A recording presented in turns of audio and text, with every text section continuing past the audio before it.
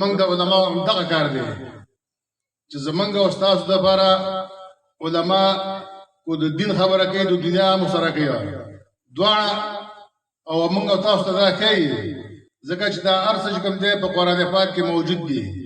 قرآن دا د الله کتاب دی، په جناب محمد رسول الله صلی الله علیه وسلم باندې قرآن نازل شوی دی او په دې قرآن کې زمونږ دپاره د دنیا او د آخرت ټول مسائل چې کوم دی هغه دې کې موجود دي او موږ دا هغه دغه بار بار خودلی دي. موږ له دې الله په دا باندې عمل کولو توفیق راکړي. عزتمندو د قرآن کریم ډیر زیات فضایل دي. بچه ستانه مدرسې ته راولي، علماء ته کېنه او علما په باندې یو کال دوه کال هغه دغوږي هغه د قرآن شریف یاد کی. قرآن شریف هغه ته په ناظره باندې وایو.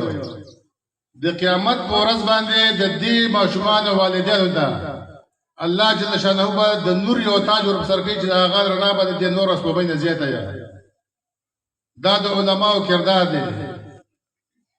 او دغه شان دی کو یو الک حفظ وکي، قرآن یاد کی، په هغه باندې عمل وکي، نو دغه حافظ په سفارش باندې به الله جل شانه د په کورنۍ کې هغه کسان چې هغه لس کسان هغه جهنم واجب شوی د دې حافظ په سفارش به الله جنت ته بوزي. او کو علم یو کو علماء کرام ناس دي بشمیره کسان چې کوم دی الله جل شانه وایي ته وایي چې څو دي خو کې جنت ته بیاوه. نو زما عزتمندو نو موږ او تاسو لا پکار دا چې دلته کې د علماو قدر وکړو، د علماو عزت وکړو، په علماو پسې پراپګاندا ونه کو، د علماو عزتیانې ونه کو. ځکه چې دا علما چې کوم دی زمونږ او تاسو لپاره په آخرت کې هم دا پکارېږي. لکه څنګه چې دا بچي دا ماشومان دا به ستاسو لپاره سپارش دي، دا به ستاسو لپاره یو ذخیره ده، دا ستاسو وارثان دي. اصل وارث هغه دی چې هغه خپل بچي باندې هغه علم حاصل کړي. موږ او تاسو نن سبا کوشش تا کوو چې یاره ډېر زیات جایداد پیدا کړو، مال پیدا کړو او یاره دا خپل بچي ته پرېږدو او سبا ته موږ سترګې پټې کړي هغه بچی چې کوم دی په هغه جایداد باندې ډېر نخرې پرې اخیستې ده ورته هغه په کوم لوبریان نه کوي یا کومې ګناهونه پرې کوي، نو د هغه بیا د ګناه سبب هم موږ دی بیا به دلته ګناه کوي او دا به موږ ته رارسېږي. او که دغه شان ته یو بچی مدرسې ته دې راوستو، جومات ته دې راوستو، علم دې پرې حاصل کړو، دغه بچی به چې کوم دی ستا دپاره په آخرت کې دا ستا وارث دی، دا به ستا دپاره سفارش کوي. نو زما عزتمندو موږ او تاسو چې کوم دی د علماو قدر وکړو، د علماو عزت وکړو او د دې سره سره چې موږ او تاسو کوم علمي ادارې دي، مدرسې دي، د دې سره موږ تاسو تعاون وکړو.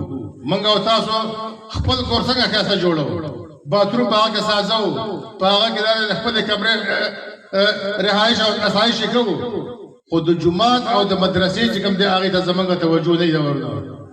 زکات میاشت راشي په هغه کې هغه زکات هم مدرسې ته موږ نه ورکوو. په خپل پردي پسې په داسې ځای چې ګرځو چې دا به سبا زما په کار راشي.